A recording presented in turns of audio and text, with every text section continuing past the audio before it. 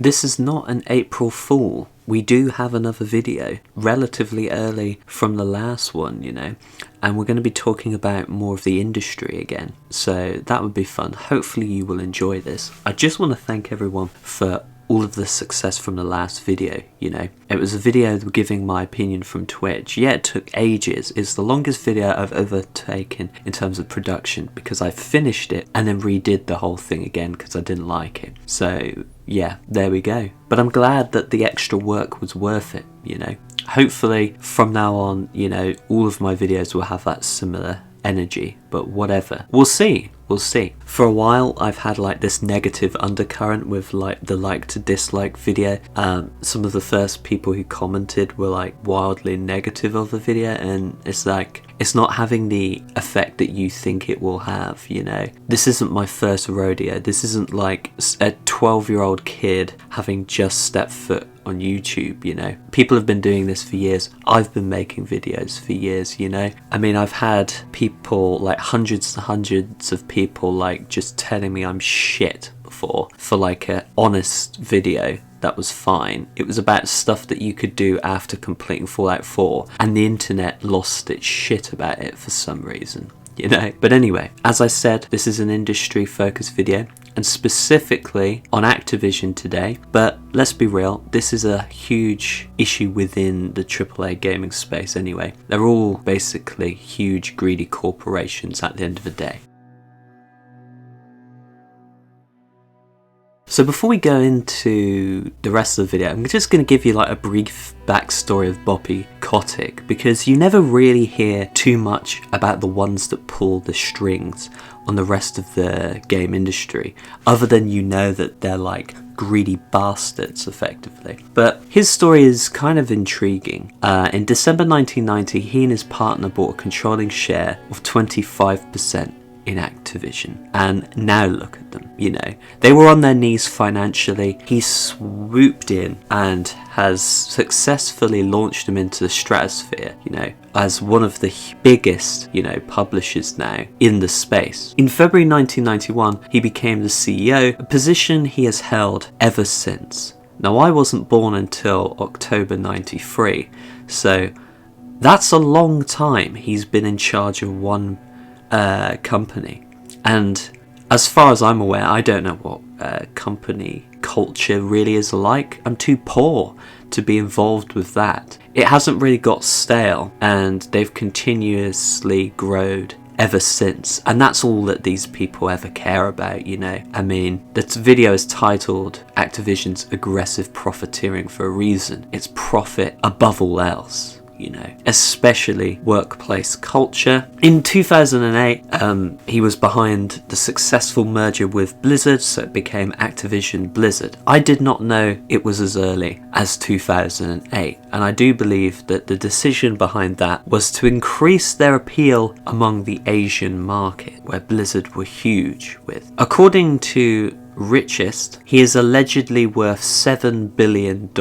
Now, net worth figures are always pretty hazy because those at the top like to try and keep it a secret about how much money they hoard effectively, because the more his net worth is, the more irritating, you know, the rest of this video is going to be when we get to that. He also apparently earns 319 times the amount the average Activision employee makes, which is $97,000. And the important thing when we talk about stuff like this is we don't look at the Activision employee and get very jealous and don't want to listen to their complaints about the workplace culture or crunch that they live in, because we see them as adequately paid compared to us, because, you know, anyone watching this video would like to make $97,000 a year. It's the fact that they're being overworked and underpaid for the industry that they are in, you know. Just think about how much games make,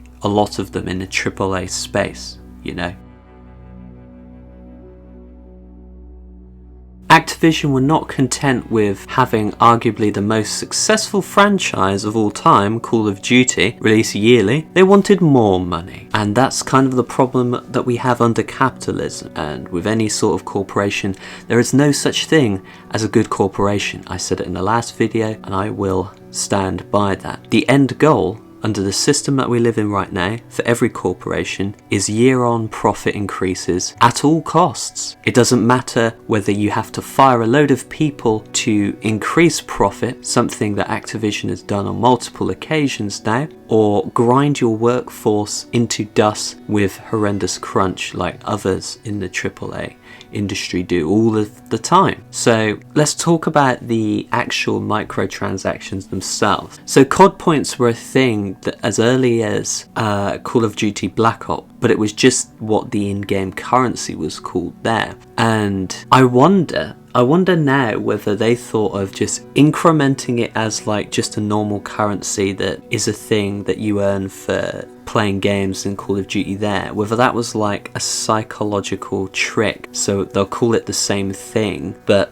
release it as a microtransaction and it will feel very natural at all, while it was a moment where, you know, microtransactions were being increased in gaming. And how you used to make money before was obviously by, you know, monetizing the game via Call of Duty map packs. I was an avid Call of Duty player back in the day. Modern Warfare 2 and Black Ops were my absolute two favourites of the multiplayer on those. But as a microtransaction, COD points was as early as 2011. But they knew their market, you see. 2011 would have been a bit too early for console gaming. It wasn't until a few years later that EA was, you know, moving in that with Dead Space 3 in 2013, but they launched COD Black Ops Zombies on mobile in 2011, and obviously the monetization situation regarding mobile games is completely different. It's like a lawless landscape. Although let's be real, that's kind of what it looks like on console these days. You know, all of these game companies saw like mobile games earning so much money that they wanted a piece of that action. But the first console game to have COD points in it was Call of Duty Black Ops 3 in 2015, and ever since then they've been a microtransaction in every yearly COD release, with the max amount being 1,300 COD points, which is the price of the game. And I had a look on the PlayStation Store of what 13,000 COD points looks at in Call of Duty Warzone, and that is £85. That is a lot of money, ladies and gentlemen. Bloody hell.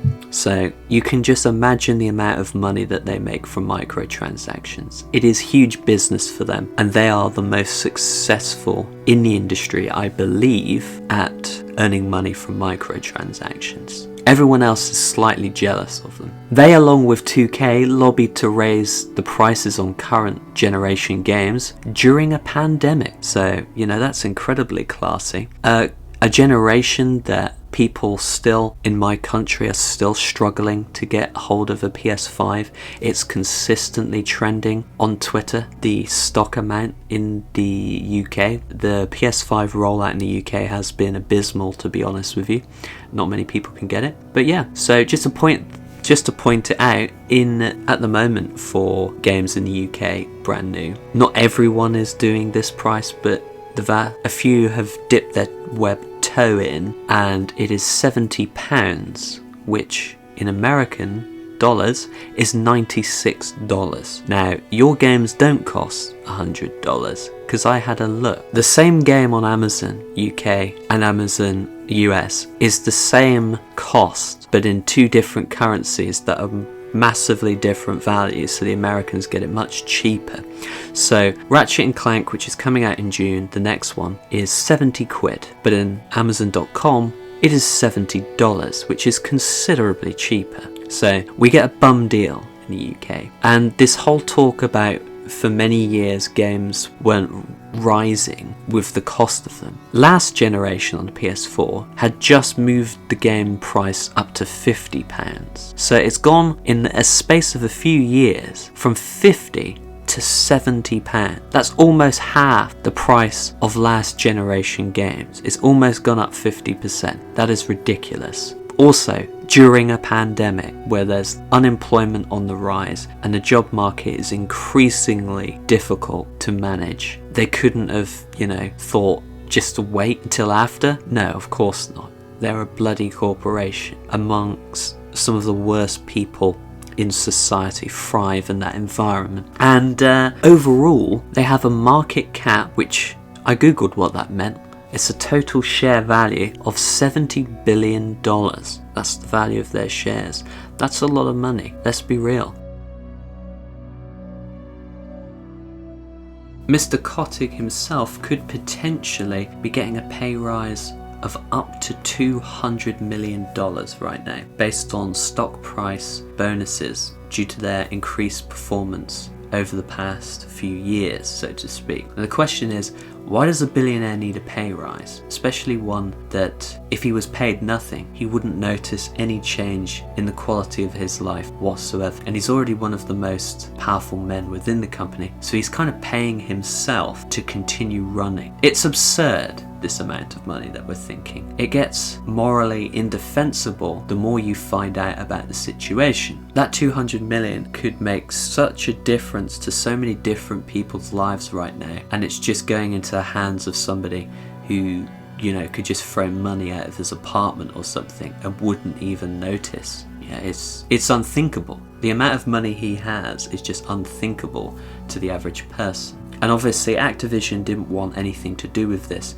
and refused to comment when asked about the supposed pay rise. And that's smart, because there's no good PR from this in terms of Activision, isn't it? Asking questions about your overpaid CEO during a time where they've just fired people. There's no way you can spin that as a win, really. And I think the person on the other end of the PR will be looking at it and internalising, going, I'm not paid enough to deal with this bastard's PR. But yeah, 190 people were fired in a pandemic, and getting into the creative industry is incredibly difficult to begin with. So let's put it into perspective here. He has just ruined 190 lives and made their lives so much worse. And let's be real, we haven't even really had it easy at all. On paper, staying at home for the good of society sounds easy, right? But most people haven't had that option, or that they've been incredibly struggling financially because their jobs were no longer open. And now they've lost their jobs in a space where it's incredibly difficult to get into, and many people have to undersell themselves with salary just to get in the door. There have been reports in the past that people who work at